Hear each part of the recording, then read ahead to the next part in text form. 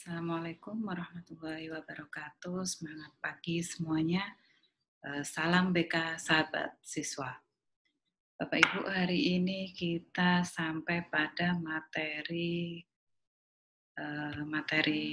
2 ya, tentang penyusunan program bimbingan dan konseling.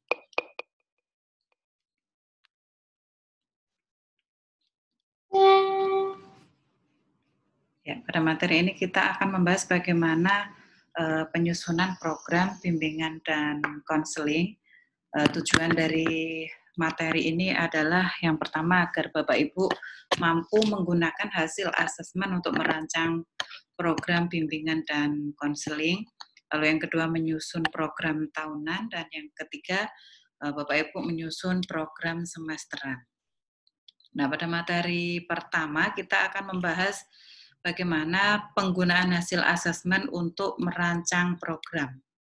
Selama ini bagaimana Bapak Ibu dalam menggunakan hasil asesmen untuk merancang program? Karena tentunya sebelum kita membuat program kerja, kita menyusun asesmen terlebih dahulu ya. Sebelumnya kita sudah membahas asesmen atau penilaian itu apa saja sih di BK. Ada tes dan ada non-tes. Nah, dari hasil asesmen itu yang kita gunakan untuk menyusun program kerja ya. Nih, jadi dari analisis kebutuhan konseli. Sebelum menyusun program kerja, yang pertama kita analisis dulu kebutuhan dari konseli itu apa. Di antaranya menganalisis kebutuhan dan permasalahan konseli didasarkan pada hasil need assessment. Ya. Lalu gunakan instrumen yang bervariasi, baik tes maupun tes. Setelah itu data dianalisis ya dan ditafsirkan atau dimaknai sebagai kebutuhan atau permasalahan yang memerlukan pelayanan untuk memenuhi atau menanganinya. Ya. Yang kedua, analisis kondisi sekolah ya. Jadi mengidentifikasi berbagai sarana fisik berkenaan dengan pelaksanaan program BK. Lalu mengidentifikasi jumlah seluruh BK, mengidentifikasi jumlah personel sekolah, terutama guru BK. Nah, ini yang biasanya menjadi permasalahan ya. Permasalahan umum, hampir semua sekolah itu sangat minim guru BK-nya, sangat kekurangan guru BK. Satu guru BK kadang bisa membawahi 300 lebih ya. Padahal kalau menurut Permendikbud Triple One nomor 111 ya, di situ sudah diatur bahwa idealnya satu guru BK itu maksimal ya itu 150 siswa. Ya. Lalu berikutnya merumuskan implementasinya bagi program pelayanan BK. Jadi ini analisis kondisi sekolah kita bagaimana. Setelah itu kita analisis kebijakan sekolah ya dan peraturan yang berlaku. Jadi yang kita analisis di sini adalah kebijakan sekolah berkenaan dengan program BK, lalu mengidentifikasi peraturan yang berlaku yang berkenaan dengan pelayanan BK, dan berikutnya merumuskan implikasi bagi program pelayanan BK. Berikutnya menganalisis pelaksanaan program sebelumnya ya. Jadi mencermati keefektifan dan keefisienan pelaksanaan program. Jadi kita analisis program kita sebelumnya ya, yang sudah berhasil dilaksanakan yang mana ya. Nah, itu yang akan kita pertahankan dan diperbaiki lagi ya. Dan program yang tidak berhasil di bagian mana, itu yang akan diperbaiki. Lalu cermati keterlaksanaan dan kualitas pelaksanaan ya. Temukan faktor pendukung dan penghambat, lalu hasil analisis ini digunakan sebagai refleksi bagi konselor untuk memperbaiki dan meningkatkan secara kontinu penyusunan program BK di sekolah. Ini Bapak Ibu ya, kegiatan asesmen itu merupakan langkah awal sebagai dasar dalam penyusunan program. Hasil asesmen yang dapat digunakan antara lain, tadi yang pertama asesmen kebutuhan dan permasalahan konseli. Ya, jadi asesmen ini adalah langkah awal ya. Yang pertama, asesmen kebutuhan permasalahan konseli. Misalnya kita menyebarkan angket ya, kita yang menggunakan angket non-tes, contohnya sosiometri. Contoh, dari hasil sosiometri kita analisis. Ternyata di kelas A misalnya ada beberapa anak yang terisolir, ada beberapa anak yang cenderung membuat gap. Nah, berarti di situ sudah ditemukan permasalahan ya, bahwa di kelas A ini ada masalah dengan pergaulan siswa. Sebaiknya di dalam program nanti saya masukkan saya masukkan layanan yang bisa memfasilitasi permasalahan yang ada di kelas A. Misalnya Bapak Ibu membuat program layanan klasikal, nanti bisa dimasukkan di situ materi tentang bagaimana hubungan yang sehat dengan teman sebaya, ya, atau bisa dengan bimbingan kelompok, konseling kelompok, dan lain-lain yang bisa mengatasi permasalahan siswa tersebut. Ini hanya satu contoh ya Bapak Ibu ya, tentunya banyak sekali asesmen kebutuhan yang bisa kita lakukan, baik tes maupun non-tes, ada AUM, ada PTSDL, ada apa saja ya. Jadi berbagai macam tes ya, baik tes maupun non-tes. Kalau yang tes kemarin sudah kita bahas, ada tes psikologi, ada tes kecerdasan, bakat minat ya, itu juga salah satu dasar dari asesmen kebutuhan ya. Jadi dalam membuat program Bapak Ibu tidak cukup dengan kita mengkopas punya teman kita, mohon maaf ya, karena pada umumnya biasanya seperti itu ya. Di saat MGBK semua mengcopy atau minta ketua MGBK-nya biasanya ya, Bu, saya ngopi program kerja gitu. Pada umumnya seperti itu ya. Padahal kondisi satu sekolah dengan kondisi yang lain itu sangat berbeda Bapak Ibu ya. Tapi kalau misalkan itu hanya untuk sebagai contoh atau referensi gitu tidak masalah ya. Tapi Bapak Ibu intinya harus memahami ini langkah-langkah dalam penyusunan program ya. Yang pertama yaitu asesmen kebutuhan dan permasalahan konseli. Lalu berikutnya asesmen kondisi sekolah baik fisik maupun personal ya. Jadi bagaimana kondisi sekolah kita ya. Bagaimana peserta didik kita ya. Itu bisa kita masukkan sebagai asesmen kondisi sekolah. Asesmen kebijakan sekolah, peraturan yang relevan ya.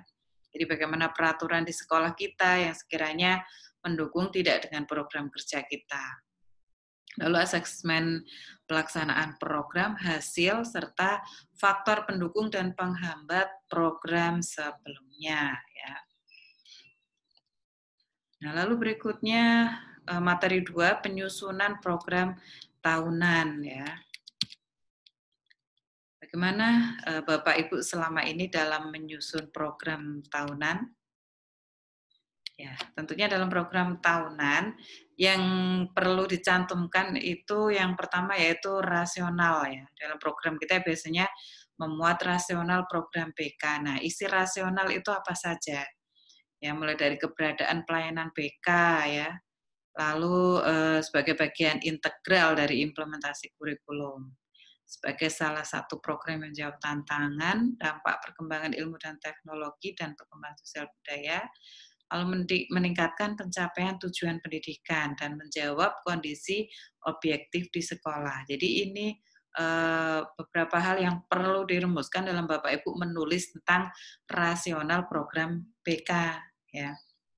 Yang pertama merumuskan visi dan misi ya. Rumusan visi misi program BK ini harus sejalan dengan visi misi sekolah ya. Jadi harus sejalan, harus seimbang gitu ya.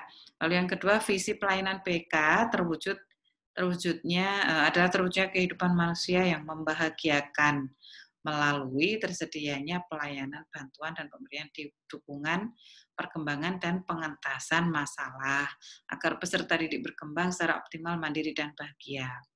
Lalu misi BK meliputi misi pendidikan, pengembangan, dan pengentasan. Nah, agar visi misi sejalan dengan visi misi sekolah, maka disajikan terlebih dahulu visi dan misi sekolah.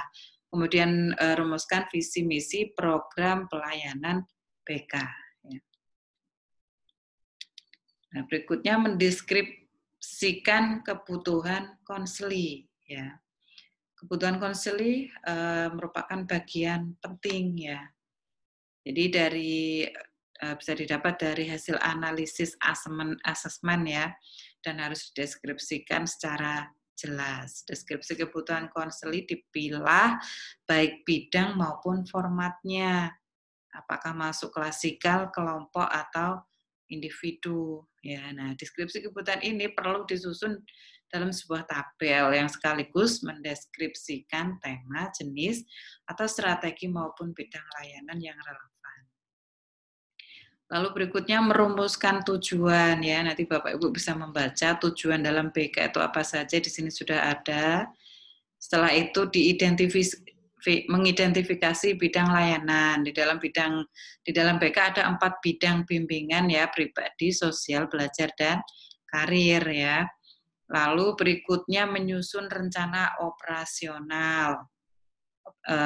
Rencana operasional ini bisa seluruh kegiatan, ya, sasaran kegiatan, durasi, waktu, tempat, ya, waktu pelaksanaannya, ya, apakah tahun, semester, bulan, minggu, hari, dan jam.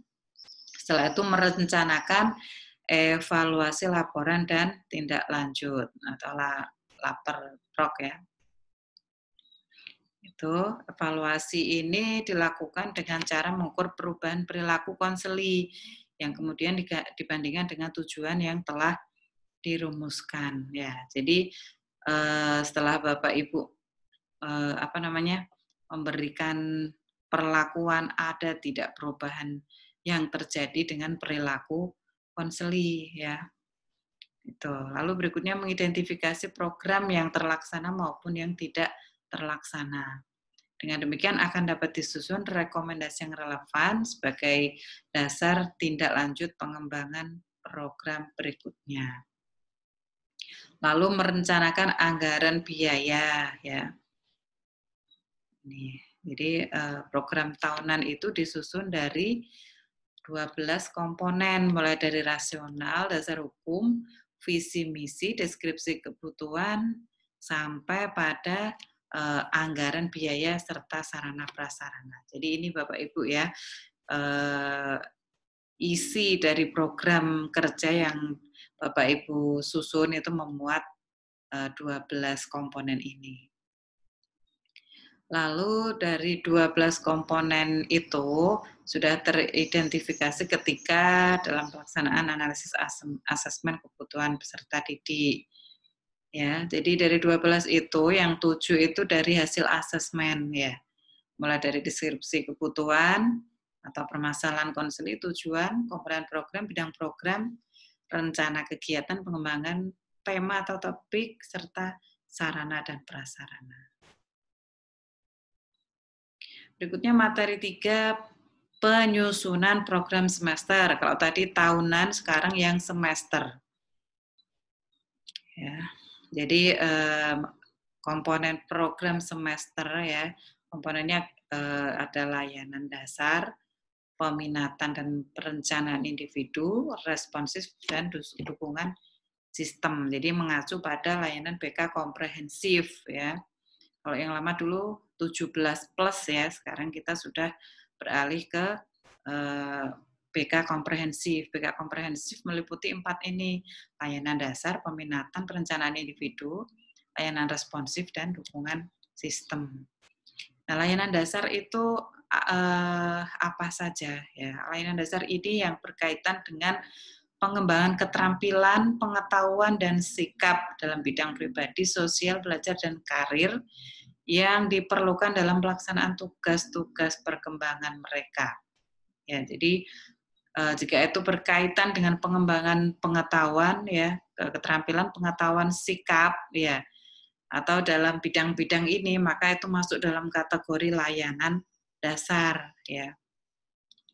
Lalu berikutnya layanan peminatan dan perencanaan individual, ya, yaitu membuat dan mengimplementasikan rencana pribadi, sosial, belajar, karir, membantu peserta didik belajar memantau dan memahami pertumbuhan dan perkembangan sendiri dan mengambil tindakan secara proaktif terhadap informasi tersebut ya. Jadi ini layanan peminatan dan perencanaan individual.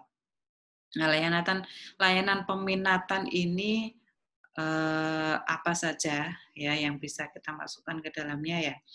Data-data siswa, hasil need assessment dan lain-lain itu yang bisa kita masukkan dalam layanan dasar peminatan ya. Kalau sekarang di SMA itu kan ada pada saat masuk SMA kita harus sudah siap dengan layanan peminatan ini karena dulu sebelumnya itu penjurusan ada di kelas 2 SMA ya. Kalau sekarang di kelas 1 itu siswa sudah mulai penjurusan. Jadi guru BK di SMP harus bisa membuat rekomendasi untuk di SMA. Nah, apa saja rekomendasi yang bisa kita masukkan ya? Bisa dari hasil-hasil need assessment itu tadi, dari hasil tes IQ atau prestasi siswa ya. Selama dia di SMP mulai dari kelas 1 sampai kelas 3 itu kita punya datanya lengkap per orang ya, sehingga pada saat kita melakukan layanan peminatan siswa tersebut untuk melanjutkan ke SMA, kita sudah punya daftar rekomendasi tersebut gitu ya. Nah, contohnya itu contoh landasan contoh format layanan peminatan bisa Bapak Ibu buka di POP, di panduan operasional di lampiran ya. Bagaimana contoh format rekomendasinya. Tapi itu hanya contoh, tidak harus berpatokan sama persis seperti itu Bapak Ibu ya. Tuh, jadi layanan perencanaan dan individual. Lalu berikutnya layanan responsif. Layanan responsif ini bagi peserta didik atau konseling yang memiliki kebutuhan dan masalah yang memerlukan bantuan dengan segera. Ini masuk kategori layanan responsif. Berikutnya dukungan sistem adalah semua aktivitas yang dimaksudkan untuk mendukung dan meningkatkan staf bimbingan dan konseling, staf personalia, sekolah yang lainnya. Jadi ini dukungan sistem. Ini mendukung dan meningkatkan staf bimbingan konseling. Dukungan sistem itu bermacam-macam ya. Mulai dari jaringan IT dan lain sebagainya ya.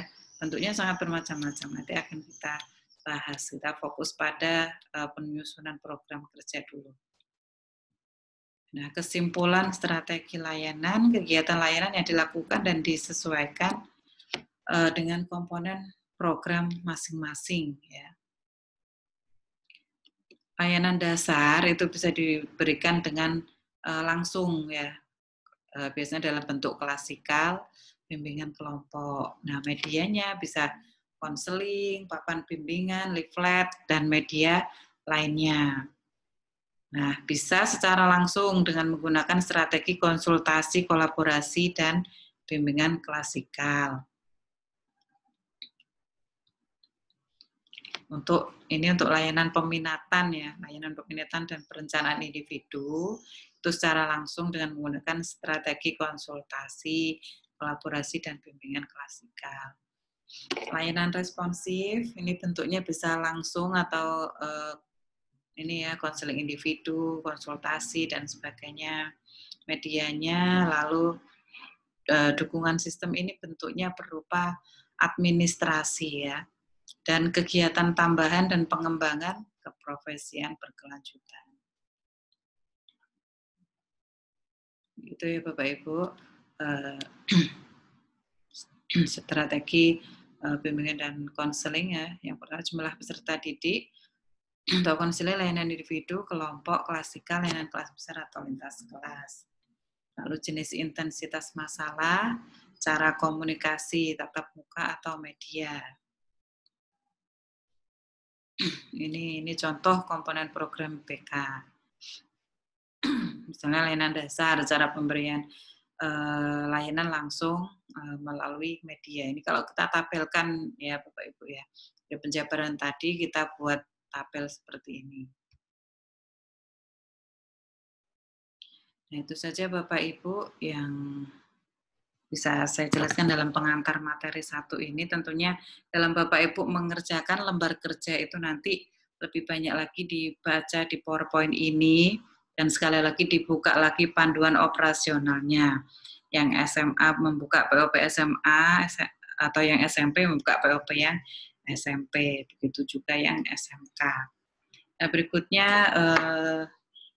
kita bahas lembar kerja, ya. Lembar kerja tugasnya yaitu ini ya, lembar kerja materi 2 ya, yang Bapak Ibu kerjakan. Tugas yang pertama, ini diketahui data kebutuhan peserta didik dalam suatu kelas sebagai berikut. Sebanyak 35% menyatakan saya belum tahu perubahan apa saja yang terjadi pada masa remaja. Saya belum terbiasa disiplin dan kehidupan. Pemahaman saya tentang bahaya dampak rokok masih sedikit ya. Jadi ini contoh hasil asesmen ya. Misalnya Bapak Ibu membuat asesmen, kalau ini sepertinya dengan menyebarkan angket ya, angket AUM ya, AUM, alat ungkap masalah. Dari alat ungkap masalah itu dianalisis, maka akan muncul seperti ini. Nah, jika di sekolah kita muncul permasalahan seperti ini ya, ini nanti yang bisa kita masukkan dalam program kerja kita. Ya, jadi rumuskan satu paragraf yang akan dicantumkan pada komponen rasional dari sebuah program BK tahunan. Jadi ini nanti ya yang dicantumkan dalam komponen rasional ya, dari hasil need assessment, angket non-tes yang kita sebarkan, kita analisis, selalu kita masukkan dalam komponen rasional ya. Ini. Setelah itu silakan rumuskan rumusan kompetensi sistematika program tahunan. Rasional program ya, cara merumuskan seperti apa, visi misi tadi sudah saya jelaskan juga di PowerPoint-nya ya. Deskripsi kebutuhannya, cara merumuskan bagaimana dengan melihat permasalahan atau hasil asesmen tadi itu. Ya, jadi dari asesmen dirumuskan menjadi satu paragraf ya, menjadi komponen rasional. Di Bapak Ibu yang nomor 1 itu membuat rasional ya. Kalau ada permasalahan seperti ini, rasional dalam kita menyusun program kerja itu seperti apa yang nomor 1. Nah, setelah itu yang nomor 2, Bapak Ibu membuat rumusan kompetensi sistematika program tahunan ya. Sistematika menyusun program tahunan itu seperti apa? Mulai dari rasional program, cara merumuskannya bagaimana. Tadi semua komponen sudah saya sebutkan di PowerPoint. Untuk mengerjakan ini Bapak Ibu buka lagi PowerPoint-nya atau POP-nya ya, di POP-nya tentang penyusunan program. Tuh, lalu berikutnya yang nomor 3, dari hasil asesmen juga, layanan BK diselenggarakan oleh satu sekolah memiliki banyak tantangan dalam membantu peserta didik menghadapi permasalahan. Dalam bidang pribadi, permasalahan yang terbanyak dialami adalah masih banyak peserta didik yang belum memahami perubahan yang terjadi pada masa remaja. Dalam bidang sosial apa saja, dalam bidang belajar apa saja, dalam bidang karir apa saja. Ini dari hasil need assessment yang sudah dibuat ya, dari angket ataupun dari wawancara ya, gitu. Jadi dari hasil deskripsi ini hasil asesmen kebutuhan, dipersilakan untuk merumuskan rencana kegiatan ya. Dari hasil asesmen dibuat rencana kegiatannya. Ya, dengan masalah yang di atas tadi itu ya, yang masuk pribadi mana, tujuan layanan mana, komponennya bagaimana, strategi kelas ya, masukkan di sini semuanya ya. Jadi dari permasalahan itu Bapak Ibu ya, dimasukkan di tabel ini. Yang berikutnya, lembar kerja program semester ya. Berilah penjelasan berdasarkan POP, bagaimana cara mendistribusikan komponen dan strategi layanan BK. Lalu penjelasan dituangkan pada tabel di bawah ini. Ini bisa dibuka di POP halaman 46 untuk yang SMP ya. Atau menyesuaikan ya, karena untuk SMP SMA halamannya kadang berbeda Bapak Ibu buka saja POP yang membahas tentang program semester ya. Nah, layanan dasar atau di PowerPoint tadi sudah ada penjelasan juga kalau layanan dasar itu cara pemberian layanannya bagaimana, lalu strategi layanannya bagaimana. Di PowerPoint lagi bisa dibuka ya. Itu Bapak Ibu lembar kerja tugas untuk materi 2 ya. Saya akhiri, kurang lebihnya saya mohon maaf. Assalamualaikum warahmatullahi wabarakatuh. Selamat pagi.